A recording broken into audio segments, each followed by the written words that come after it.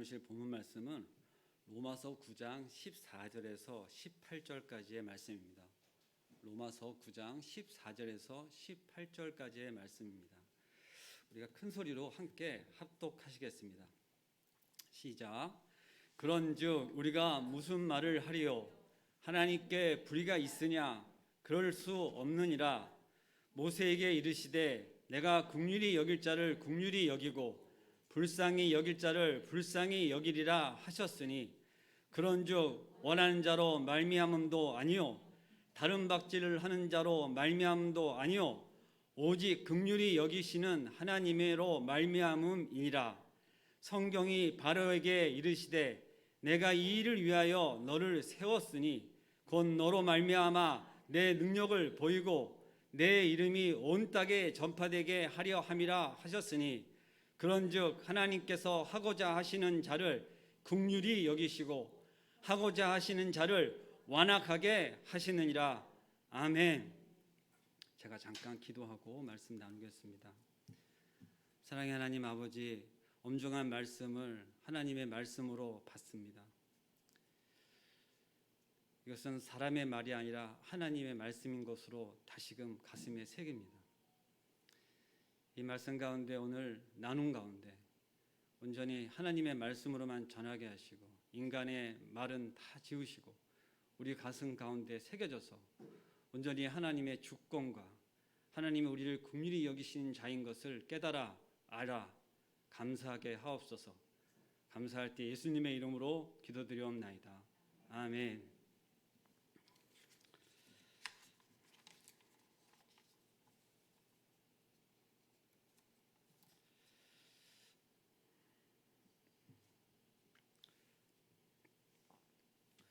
오늘의 본문 말씀은 14절부터 나오는 핵심적인 질문이 하나님은 불공평하신 분인가 하는 것입니다.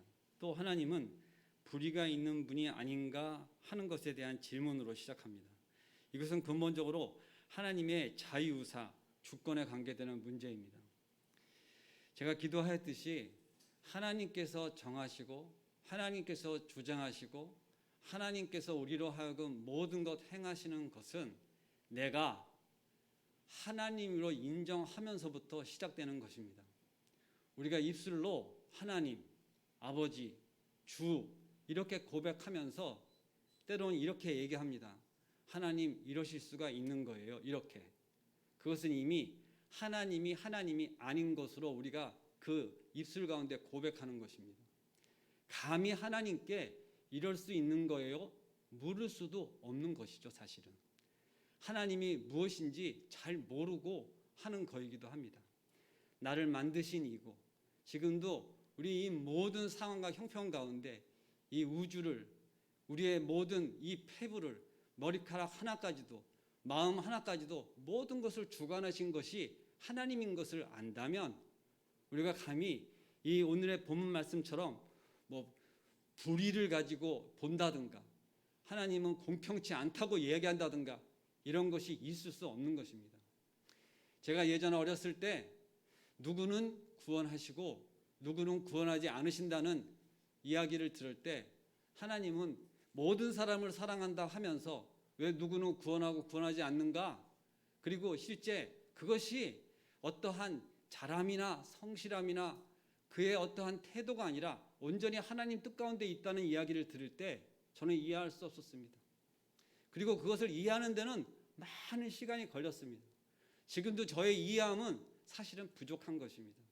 하나님의 그 귀하신 뜻 가운데 저도 저를 이해할 수 없는데 하나님 이곳 가운데 부르셔서 말씀을 전하게 하시고 찬양하게 하시고 함께 기도하게 하신다고 하는 것은 사실 저의 이해함으로는 있을 수 없습니다. 저의 율법적인 사고와 아직까지 남아있는 이 죄성을 가지고는 이해할 수 없는 것입니다. 그럼에도 불구하고 감사한 것은 하나님이 정하신 택정함은 하나님께서 이루신다 하는 것이 저에게 은혜인 것입니다. 이 은혜가 모든 여러분들의 은혜이시기를 바랍니다. 실제 저는 오늘 말씀 가운데 출애굽기 33장의 말씀으로 실제 좀 도전을 해보고자 합니다. 함께 좀 찾아보실 수 있으시면 좋은데요. 출애굽기 33장 3절의 말씀을 잠깐 보면서 이야기하도록 하겠습니다. 죄송합니다. 3장 19절입니다. 제가 찾은 것을 읽도록 하겠습니다. 여호와께서 이르시되 내가 내 모든 선한 것을 내 앞으로 지나가게 하고 여호와의 이름을 내 앞에 선포하리라. 나는 은혜 베풀 자에게 은혜를 베풀고 긍휼히 여길 자에게 긍휼을 베푸니라. 아멘입니다. 이 말씀이 무엇입니까? 이미 선포되어져 있는 하나님의 준엄하신 말씀입니다. 내가 은혜 받을 자에게 은혜를 베풀고 내가 긍휼히 여길 자에게 긍휼을 베푸는 것이다 하고 하나님께서 말씀하고 계신 것입니다. 여러분들 이것을 아멘으로 받으시기 바랍니다. 내가 받고 싶어서 받고 내 열심으로 받고 나의 성실함으로 받고 나의 어떠한 것을 받는다면 우리는 이미 받을 만한 자격은 없습니다. 그것을 인정하고 이미 우리는 이것을 논증하고 있는 사도 바울의 심정에 가야 됩니다. 사도 바울이 어떤 자예요? 사도 바울은 죄 가운데 예수 그리스도를 핍박했다고. 내가 왜 나를 핍박하느냐? 예수님으로부터 직접 들은 사람입니다. 예수 믿는 자를 핍박하고 다녔는데 예수님이 뭐라 그랬어요? 왜 내가 나를 핍박하느냐 하는 이런 질문 앞에 섰던 자입니다. 하나님 앞에서 하나님이 너 왜 나를 핍박하느냐 그러면 우리는 살 수가 없겠죠. 하나님이 내가 너를 사랑한다고 하여도 부르르 떨릴 판인데 하나님 앞에서 뭐라고요? 하나님 스스로 내가 나를 핍박하여 내가 마음이 아프다 이렇게 얘기할 때 우리가 어떻게 설 수 있는 자이겠습니까? 사실 저는 하나님을 처음 인격적으로 만날 때 들은 음성이 뭐냐면 내가 너 때문에 마음이 얼마나 아픈지 이제 알겠냐가 첫 저에게 하나님 말씀하신 것이었어요. 제가 우리 아들을 놓고 기도하는 중에 들은 음성입니다. 정말로 마음을 다하고 마음을 다해서 기도한다기보다는 그냥 마음을 다해서 울었어요. 그렇게 울다가 들은 음성이 내 마음이 얼마나 아픈지 이제 알겠냐 이렇게 얘기하시고 저는 꼬꾸라졌습니다. 그리고 모든 삶의 태도가 그때부터 조금씩 바뀐 것입니다. 그런데 여러분들 하나님 마음을 아프게 한 자가 어떻게 여기 서 있겠습니까? 있을 수 없죠. 제가 좀 전에 말씀드린 것처럼 있을 수 없는 일이 지금 하나님 말씀을 들고 여기 서 있는 자입니다. 저를 위해서 많이 기도해 주시고 실질적으로 지금도 많은 분들이 기도 가운데 제가 사역을 하고 기도 가운데 신학을 공부하고 있는 것을 저는 정말로 많이 느낍니다. 얼마나 기도가 많이 필요한 자인지 모르겠습니다. 우리 모두가 사실은 기도가 필요한 자이죠. 근데 중요한 것은 무엇이냐? 그 기도와 모든 그러한 것보다 하나님의 뜻이 중요합니다. 분명히 말씀하셨습니다. 은혜 받을 자에게 은혜를 주시고 긍휼히 여길 자에게 긍휼하게 여기신다고 하는 하나님의 말씀을 여러분들 믿으시고 그것을 따라 내가 정말 택한 백성인가 하는 것을 날마다 고백하며 은혜 가운데 나가시기 바랍니다. 실제 바울은 이러한 구절을 인용하며 실질적으로 어떠한 내용 가운데 있냐면 출애굽기 32장 34절의 문맥을 잠깐 살펴보면 모세가 시내산에 올라가 이스라엘 자손을 모세가 시내산에 올라간 시간 동안 이스라엘 자손들은 금송아지를 만들어서 우상을 숭배한 사건이 생깁니다. 하나님은 진노하시고 모세에게 그것을 떠나 아브라함과 이삭, 야곱에게 주시기로 한 땅으로 올라가라 명령하십니다. 그런데 그때에 실제 이스라엘에게 언약을 깨버리신 겁니다. 너희들끼리 가라, 나는 안 간다 이렇게 말씀하신 거예요. 그러나 실제 이것을 실망하고 모세는 정말 간절히 간청하였습니다. 우리들끼리 갈 수도 있었지 몰라요. 그러나 모세는 그 영적인 마음과 하나님께 합한 자로서 하나님께 구했어요. 우리들끼리는 갈 수 없습니다. 함께 가셔야 됩니다. 간절히 애원했어요. 그래야 했더니 하나님께서 그 진노를 푸시고 돌이키셔서 함께 걸음을 가셨습니다. 그것이 이 모세의 출애굽기 32장 33장에 나온 얘기입니다. 그것을 표징으로 어떻게 우리는 구했냐 하면 모세는 구한 것이 이렇게 내용을 합니다. 저에게 주의 영광을 보여주십시오 하고 간청한 것입니다. 여러분들 왜 늘 예배 가운데 우리의 찬양 가운데 하나님께 영광을 구해야 합니다. 우리의 기분으로 우리의 마음으로 우리의 어떠한 감정으로 예배 드리고 오늘 예배가 시원했다. 오늘 말씀이 참 은혜로웠다. 이렇게 이야기하는 것이 아니라 하나님 말씀이 준엄하면 그것이 나의 아픔이고 그것이 나의 찔림이고 그것으로 인해서 사실상 정말 머리를 들 수 없는 심정이 있다 하더라도 그것이 하나님의 영광 가운데 있다면 우리는 감사하고 그 말씀을 전하신 그 말씀 가운데 우리가 고개를 숙이며 하나님께 영광을 돌리는 시간이 되어야 될 줄로 믿습니다. 지금 새벽 가운데 늘 말씀하시는 목사님의 말씀은 에레미야의 말씀을 전하고 계십니다. 그 전에는 이사야서의 말씀이었어요. 이 말씀 가운데 우리에게 선포되어지는 말씀은 무엇이냐? 실제 이 어둡고 황량한 이 현재를 사는 우리들 가운데 전해지는 메시지는 그 시절 그때 상황과 결코 다르지 않고 오히려 더 험악하고 더 음행하고 더 어려운 상황과 놓여진 이 현세를 바라보며 목자의 마음 가운데 그 말씀을 주실 때 애통함으로 날마다 기도하며 그것을 전하고 있는 것입니다. 근데 우리는 그것을 받기가 힘든 거예요. 날마다 그것을 전하는 그 목자의 심정을 우리는 헤아리지 못하는 것입니다.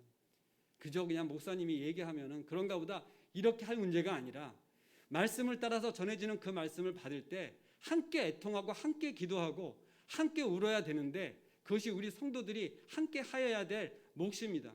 결코 혼자서 갈 수 없는 길입니다. 중요한 것은 오늘 그러한 것 가운데 즉시로 우리 마음 가운데 주시는 말씀이 있습니다. 9장 16절을 잠깐 다시 보겠습니다. 그런즉 원하는 자로 말미암음도 아니요 다른 박질하는 자로 말미암음도 아니요 오직 긍휼히 여기시는 하나님으로 말미암이니라 하고 말씀하십니다. 그 요점은 무엇이냐 하면 우리가 오늘 읽지 않았지만 지난주 말씀에 따라 로마서 9장 11절 12절의 말씀 보면 야곱과 에서의 경우에 대해서 설명한 내용입니다. 그들은 태어나기도 전에 무슨 선이나 악을 행하기도 전에 택하심을 따라 세우신 하나님의 뜻을 정하져서 하나님의 뜻 가운데 달려졌어요. 그래서 그 말씀을 보면은 에서는 미움을 받고 야곱은 사랑을 받았다 13절의 말씀에 기록하고 있습니다. 그것이 무엇입니까? 자, 태어나기도 전부터 실제 택정함이 있는 거예요. 그래서 야곱을 통해서 이스라엘 민족이 실질적으로 민족을 이루고 나라를 이루게 됩니다. 에서가 무슨 잘못을 하였습니까? 그것을 지금 이야기하는 것이 아니라 하나님이 정해신 그 은혜 가운데 은혜 받을 자가 은혜를 받고 긍휼히 받을 자가 긍휼히 받는다고 하는 것이 이미 본문 말씀 가운데 있는데 이 본문 말씀을 보면서 혹시라도 여러분은 그런 생각을 하실 수가 있었을 거예요. 뭐 잘하고 못한 것도 없는데 무엇을 기준으로서 형과 동생을 받고 왜 큰 자가 작은 자를 섬겨? 왜 그게 하나님의 이치야? 이렇게 질문하는 사람들이 있을지 모르겠어요. 사실은 제가 그런 말을 했던 사람입니다. 이해할 수 없으면 제가 옛날에 전도사님 쫓아가서 물어보고 막 그랬었어요. 그러면 전도사님은 쩔쩔매면서 답변을 못해요. 근데 여러분들 혹시라도 이러한 것이 있는지 한번 모르겠습니다. 정말 제가 은혜를 받았어요. 그래서 내가 은혜를 받아가지고 누군가한테 다녀가서 제가 은혜를 받았는데 이게 정말 하나님의 은혜를 받은 거 맞습니까? 하고 누군가한테 질문할 수 있는 그런 사람이 여러분들한테 있으실지 모르겠습니다. 무슨 얘기를 하냐면 여러분들 가운데 혹시라도 하나님을 깊이 만난 청년이 있거나 학생이 있거나 그랬을 때 쫓아와서 엄마 제가 이런 일이 있었고 막 눈물이 나고 막 그러는데 이거 뭔 거예요? 하고 물어봤을 때 야 이건 난 잘 모르겠으니까 목사님한테 가서 물어봐. 이렇게 하지 마시기 바란다. 그 얘기입니다. 실제 우리는 기도 가운데 있는 성도들로서 실제 하나님의 뜻 가운데 늘 기도하고 자녀들의 그런 마음과 자녀들의 어떤 성장과 자녀들이 정말 가야 될 길과 자녀들의 복음을 전하는 것이 그 어떠한 것보다도 유산의 첫 번째인 것을 기도한다면 그렇게 애가 와가지고 물어볼 때 야 난 잘 모르겠으니까 아빠한테 가봐. 난 잘 모르겠으니까 목사님한테 가서 물어봐. 이렇게 얘기할 수 없는 거예요. 그것이 기도 가운데 있었다면 눈물이 터지는 거죠. 으아, 이 아이가 정말 하나님 가운데 무엇을 만났나? 이게 뭐지? 하고 정말 깨달아 그것을 놓고 기도한 것에 대한 응답인가? 그것을 알아차리셔야 됩니다. 실제 오늘의 이 본문 말씀이 여러분들에게 어떠한 도전이 되는지 모르겠습니다. 그런데 저는 지난 시간에 이어서 하나님의 약속의 자녀, 약속의 말씀이라는 것을 이렇게 보면서 사도 바울은 왜 이렇게 말씀을 전할 때 강론하고 논증하고 질문하고 답변하면서 이렇게 어렵게 이야기를 풀어갈까? 또 그리고 실제 우리로 하여금 사도 바울이 하나님 말씀 가운데 우리가 깨닫게 하시고자 하는 것이 무엇인가 라고 봤을 때, 이것을 못 알아차리는, 그리고 오랜 습관 가운데 그러한 어떠한 하나님이 말씀하시고 이미 우리 가운데 조상으로 주셔서 그 가운데 외우다시피 하는 이 모세오경 출애굽기에 있는 말씀, 이런 것들을 다 알아도 실제 그들의 행동하는 것은 아는 자와 같이 행동하지 않고 모르는 자와 전혀 다른 것이 없는 행동을 하는 것을 놓고 사실 안타까움으로 이렇게 말씀을 전하고 있는 것입니다. 왜 그렇게 안타깝냐 하면 사도 바울이 그와 같은 자들이었기 때문에. 아까 뭐라 그랬어요? 예수님을 핍박했다고 하지 않았습니까? 예수님을 핍박한 자로서 어떻게 살 수 있었겠어요? 근데도 불구하고 하나님이 그를 만지시고 그에게 은혜를 주시고 그의 눈을 다시 뜨게 하시고 하나님의 복음자니로, 복음을 전하는 자로 그를 부르시고 세우시고 그리고 열방의 선지자로 이렇게 세우시는 과정상에 이 말씀 가운데, 구약에 있는 말씀 가운데 그것을 실제 행하는 자로 하나님이 세우신 것을 사도 바울은 알게 되었어요. 이 모든 구약 말씀 가운데 그 열방의 선지자들이 나타날 것에 대하여 예수 그리스도를 표징하지만 실제 사도 바울도 그 예수 그리스도를 따라서 자기도 그와 같은 빚진 마음으로 하나님의 복음을 전하고 지금 행하고 있는 것입니다. 여러분들, 그렇게 사도 바울 같은 자들이 지금 지난 수천 년 동안 지금까지 이어져 오면서 열방을 향하여 그 먼 땅에 알 수 없는 곳, 반기지 않는 곳, 죽을지도 모르는 곳으로 가서 전하기를 전하여서 그곳 가운데 교회를 세우고 하나님의 말씀을 선포하여서 세워진 나라가 멀리 있는 것이 아니라 바로 이 대한민국인 것입니다. 여러분들 그것을 믿으십니까? 우리의 구한말에서 일제시대에 따르기까지 무려 1,500명이 넘게, 여러분들 1,500명 그러면 숫자적으로 감이 잘 안 오시지요. 근데 사실 여기에 150명이 들어오면 더 이상 사람이 못 들어와서 저 문을 걸어 잠가야 됩니다. 그러면 그의 10배 되는 인원이 어떻게 되는지 아시겠죠. 근데 그것을 어떻게 왔다고, 버스 타고 이렇게 온 것이 아니라 배 타고 목숨 걸고 그리고 세계 각처에서 이 나라 이름도 모르는 조선이란 땅을 향하여 그 배 타고 온 거예요. 나라에 대해서 무슨 정보가 있어요? 아니요. 오히려 몰랐기 때문에 왔을지도 모르겠습니다. 알았다면 조선을 저는 안 왔을 것 같아요. 이 땅은 나라가 망하기 직전에 정말로 하나님께서 이 땅을 버려두셨다면 아무도 이 땅을 보고 긍휼히 여길 자가 없어요.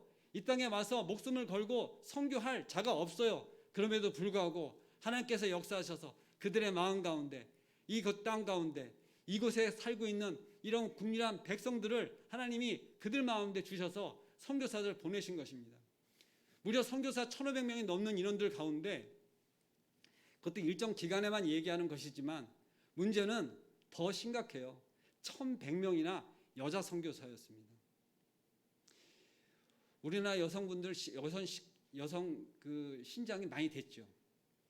물론 지금도 남녀 편중에 대해서는 말이 많습니다. 그런데 실제 여러분들 가운데 혹시 우리나라에 이자 나온 대학을 나오신 분이 여기 있으신지 모르겠어요. 나 이자 쓰는 대학 나온 사람이야 하는 게 한때 여자들 사이에서 자랑이었습니다. 근데 여러분, 사실 그의 초대 학생들을 생각한다면 사실 그렇게 자랑할 수 있는 것만은 아니에요.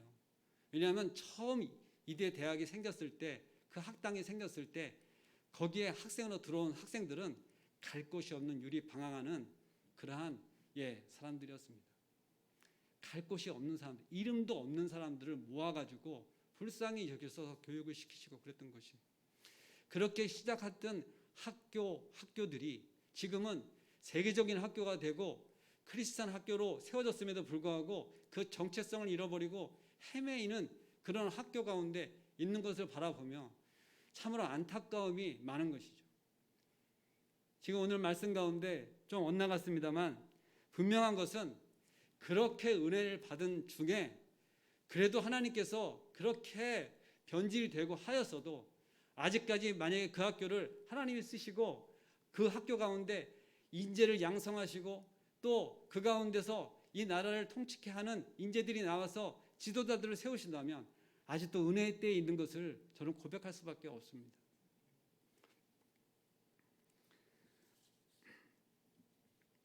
부르심과 택정함에 대해서 9장은 쭉 이야기를 하고 있습니다. 하나님이 부르셨기 때문에 택정함을 받은 것입니다. 우리가 택함 받을 만한 것이 뭐가 있어서 하나님께서 우리를 이쁘게 보시고 부르신 게 아니라 하나님의 뜻이 그러하셨기 때문에 우리를 부르신 것이에요.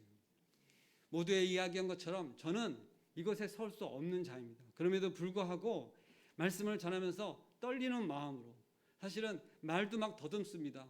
그럼에도 불구하고 여러분들에게 전하고 싶은 것이 무엇이냐면 내가 이 받은 은혜가 어떠한 것인가를 좀 알기를 바라는 것이에요. 이것은 그냥 주어진 것이 아닙니다. 누군가는 목숨을 그것으로 인해서 잃었고요. 누군가는 나와 관계되는 엄마로부터 떨어져서 다시는 못 보게 되어졌고, 실질적으로 살아서 헤어지고 죽어서 만나기를 기도하면서 헤어진 선교사들, 그러한 사람들로 인해서 이 땅 가운데 우리가 지금 교회를 무려 수만 개나 세워지고 많은 성도들 가운데 지금 이렇게 예배를 드려지고 하나님의 나라를 꿈꾸면서 살아가게 되는 것입니다. 이것이 은혜 아닐 수 없습니다. 실제 저희는 그런 은혜를 받으며 살며도 실제 그것을 고백하지도 못합니다. 잘 아멘으로 화답도 잘 못해요. 그러니까 누군가에게 그 은혜를 잘 전하지도 못합니다. 내가 은혜 받은 자야 이렇게 이야기하지 못하는 거예요. 여러분들 만나서 누군가하고 이야기할 때 혹시라도 질문합니다. 나는 어디서 살아? 나는 요즘에 무엇에 관심이 있어? 그리고 자기를 소개하고 이야기할 때 혹시라도 저는 교회 다니는 사람입니다. 저는 예수님을 믿는 것이 저의 정말 감사함이에요. 믿게 되어진 것에. 그리고 저는 저처럼 예수 믿는 사람이 되기를 바랍니다. 이렇게 최근 몇 달 사이에 한 번이라도 얘기를 해보신 적이 있으신지 모르겠어요. 받은 은혜가 있다면 내 입술이라도 그것을 증거하는 삶으로 가지 않는다? 아니, 무엇을 특별히 뭘 하라고 하는 것이 아니에요. 누군가를 만났을 때 그것을 기쁨으로 이야기할 수밖에 없는 거예요. 이런 거는 해요. 어디 가서 무엇을 음식을 맛있게 먹었더니 그 집 맛있다 소문은 잘 냅니다. 음식보다 못한 복음입니까? 말이 안 되는 거예요. 내가 날마다 하나님을 찬양하며 두 팔 벌려서 찬양을 해요. 기도를 해요. 그리고 구해요. 뭘 달라고 어떻게 해달라고. 그러면서 실제로 하나님께 영광 돌리는 어떠한 것들은 전혀 내 가운데 누군가에게 혹시라도 알려질까 봐 감추고 있다면 하나님이 얼마나 슬프시겠습니까? 제가 그랬었습니다. 제가 직장을 다니는 동안 제가 교회 다닌다고 하는 것을 정말 오른손이 하는 것을 왼손이 모르게 하라? 그것이 적당합니까? 소문나지 않게 하라? 이순신의 장군의 말인가요? 그랬었을지 몰라요. 왜냐하면 내 행동이 불편해지니까. 내가 누구한테 얘기를 하면 예수 믿는 사람들이 왜 그래? 이런 말을 들을까 봐. 예수 믿는 자는 이러면 안 되는 거 아니야? 이런 말을 들을까 봐 은폐하기를 그렇게 살았던 시간들이 있습니다. 근데 하나님이 어느 날 그를 불쌍히 여기셔서 내가 너 때문에 마음이 많이 아프다. 제발 그러지 마. 저를 만지셨어요. 저는 그 시간이 평생 잊을 수 없는 시간이고 앞으로도 제 신앙 가운데 그것이 어떤 푯대와도 같은 것입니다. 참 보기 좋게 내가 너를 복음 전한 자로 삼을 거야. 이러한 질문을 하나님 앞에서 이러한 말씀을 들었다면 제가 얼마나 막 기뻤겠어요. 근데 그것이 아니라 하나님 마음을 아프게 한 자로 이렇게 부르심을 받고 지금 달려가고 있습니다. 하나님께서 긍휼히 여기시는 자를 긍휼히 여기시고 완악하게 하시고자 하는 자를 완악하게 한다고 하는 것에 대하여 우리는 그걸 문자 그대로 하나님 마음이네? 아이고 지 마음이네? 이렇게 이야기할 것이 아니라 하나님의 주권과 하나님의 어떠하신 분인 것을 깨달아 안다면 그것이 얼마나 은혜인가 우리가 그것을 서로 나누면서 감사하고 서로를 바라보면서 이렇게 쳐다보셔야 되는 거예요. 한번 좌우를 잠깐 보세요. 그냥 마스크 안 벗으셔도 돼요. 이렇게 보면서 이렇게 되는 거예요. 아이고 너도 택함 받았구나. 한번 해보세요. 못하죠. 아이고 너도 하나님의 은혜 가운데 은혜를 주시는 분이시었군요. 이렇게. 여러분들 교회 왔을 때 잘 보지 못한 사람들이 오면 사실 이러한 말을 하지 못하더라도 표정을 어떻게 오셨어요? 혹시 여기 뭐 잘못 오신 거 아니에요? 이런 표정은 지시면 안 돼요. 내가 어떻게 여기를 불려서 왔는지를 안다면 그를 바라봤을 때 아이고 저도 하나님의 은혜를 받은 자구나. 왜? 내가 은혜 받은 것을 알고 그에게 그것이 전이가 되어지는 것이에요. 근데 우리 교회는 오면은 냉랭하더라. 그러면 그것을 식어져 있는 마음으로 우리가 교회를 다니고 있는 겁니다. 먼저 교회를 섬길 때 실제 예배 가운데 여러분들은 전부 다 이 앞만 봅니다. 물론 말씀에 집중하시는 거죠. 지금처럼 마스크를 끼고 있으면 눈으로 말씀을 하시죠. 목사님 볼 때 째려보지 마세요. 사실은 저도 이렇게 앉아 있을 때 눈을 감고 있는지 참 저는 이렇게 눈이 앉아서 잘 안 보입니다. 그런데 오늘 새벽에 말씀을 전하고 이렇게 이제 앉아 있는데 누군가가 뭐 이렇게 이야기를 하는 게 들렸어요. 그래서 이제 가서 인사라도 드릴까 이렇게 보는데 우리 음악회 하는 걸 가지고 자기가 그 동 앞에 산다는 거예요. 8층에. 그러면서 너무 재밌겠대요. 그래서 제가 이제 거기다가 이제 덧붙였지 않겠어요. 제가 제대로는 못해도 약간 더하기는 합니다. 그래가지고 최희순 집사라고 하는 분이 어떤 사람인지도 전하고 나름대로 이렇게 설명을 좀 하니까 그가 이거 보고 있던 포스터보다 뭔가 좀 더 있는 거죠. 예, 더하길 잘했죠. 그런데 꼭 오시는데 이웃분들과 같이 오셔서 혹시라도 한 명이라도 새벽 기도에 더 나오실 분이 있으셨으면 저는 참 좋겠어요. 이렇게 얘기를 했더니 눈이 좀 동그래지시면서 제가 꼭 동네 사람들과 같이 나오겠습니다. 베란다에서 같이 보겠습니다. 뭐 이런 얘기를 하는 거예요. 할렐루야. 이곳에 1000세대가 산다고 해요. 1000세대가 조금 안 되는 단지죠. 그런데 그 권사님이신지 그분이 자기 감리교회를 다니신다고 그러는데 뭐라고 그러시냐면 너무 안타깝답니다. 이 단지가 세워질 때부터 이 교회를 섬기셔서 나오셨는데 그동안에 코로나 이런 거로 해서 못 나오시다가 나오셨는데 자기는 너무 이 교회가 감사하대요. 때로는 1부 예배, 2부 예배 새벽 기도에 있어서 시간대를 초이스해가지고 좀 늦잠 자면은 늦게 꺼오고 뭐 이렇게 하면서 은혜를 많이 받았답니다. 예, 그러셨냐고. 그러면서 그가 걱정하는 게 뭐냐면 좀 더 많아졌으면 좋겠대요. 전도사가 할 얘기를 그가 하고 있는 겁니다. 제가 뭐라고 그랬겠어요? 아니요, 요즘 코로나 때문에 나오시면 안 돼요. 그랬겠어요?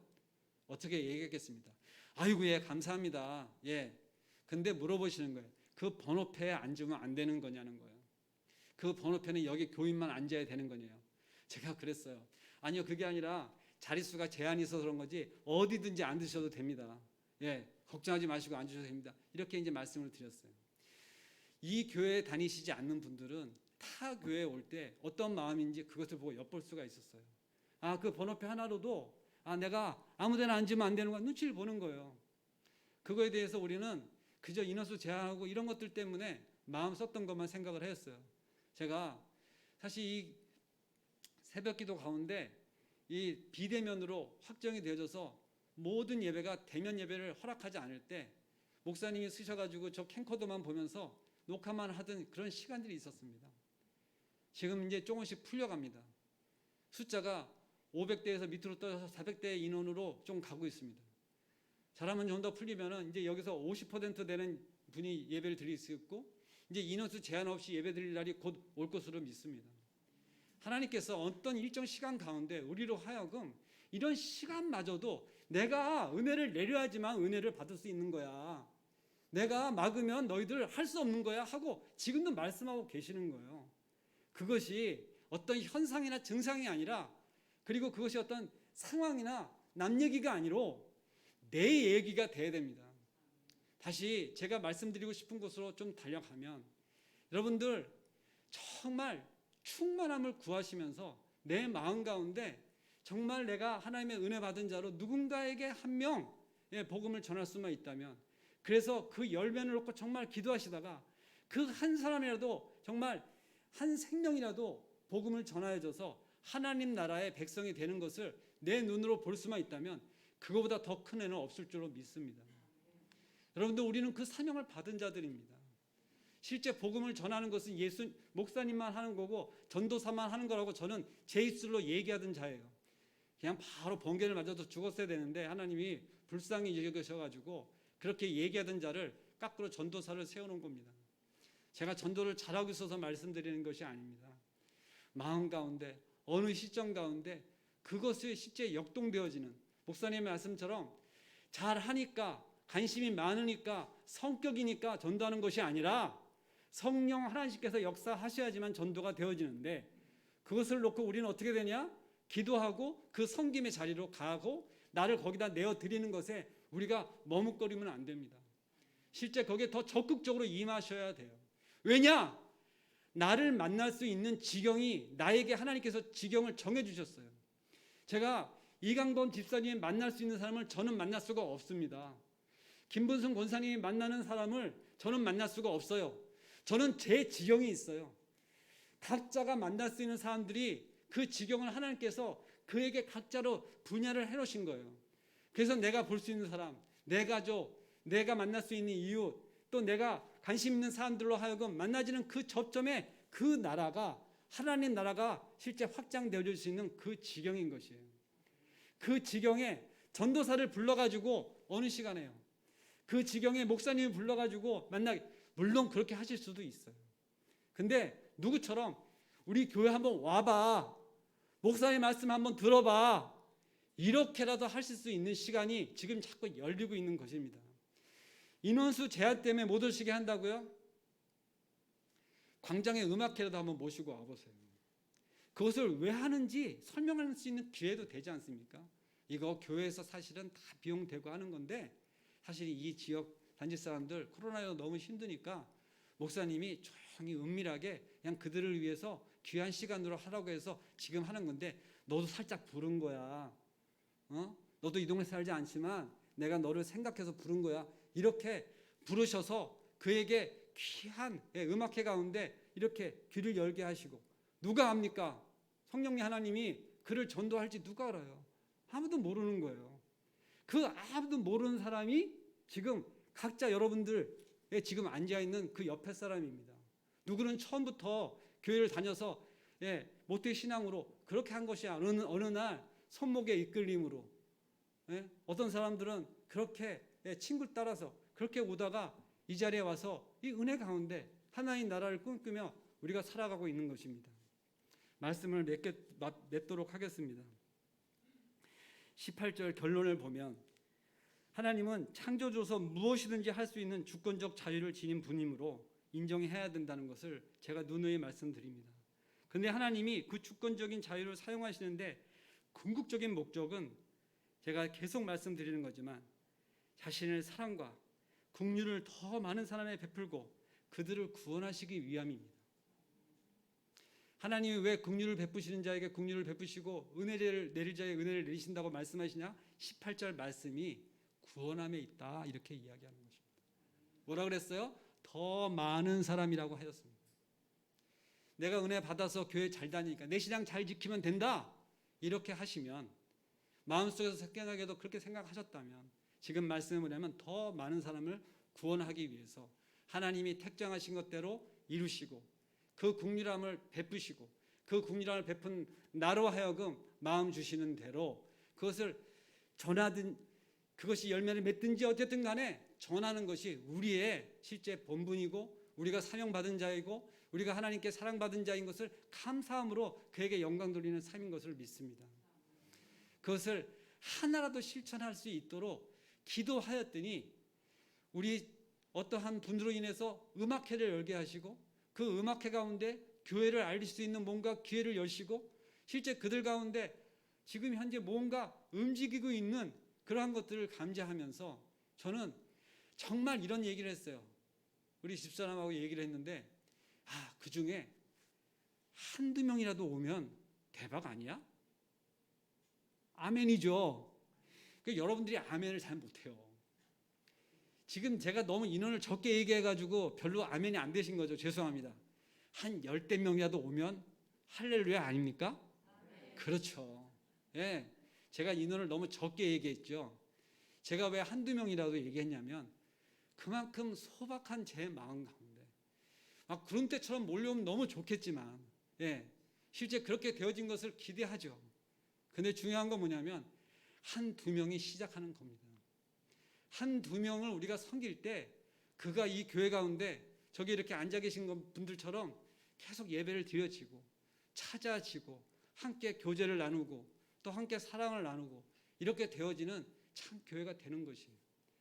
그것이 한두 명으로 시작되는 교회가 어떤 교회라고요? 개척교회. 이 교회가 그렇게 19년 전에 개척을 시작을 하여 지금까지 인원이 많다 적다 뭐 말이 많지만 실제 은혜 가운데 말씀이 선포되어지고 새벽마다 기도가 되어지는 그 교회를 놓고 날마다 기도하는 성도들이 있어서 하나님께서 사용하시는 교회가 된 것입니다. 우리가 정말 이렛교회를 위해서 더 기도해야 될 때입니다. 말씀을 따라서 기도해야 합니다. 내 마음대로 기도하는 것을 원하시는 것이 아니라 말씀을 따라서 그 주시는 하나님의 마음에 합한 기도를 하셔야 됩니다. 그래야지 저희가 엇나가질 않아요. 제가 원하는 기도 안 됐다고 실족하지 않습니다. 그래서 늘 그 말씀 본질대로 전하시고자 하는 목사님의 말씀을 따라서 우리가 함께 기도하시기를 간절히 원합니다. 말씀을 맺겠습니다.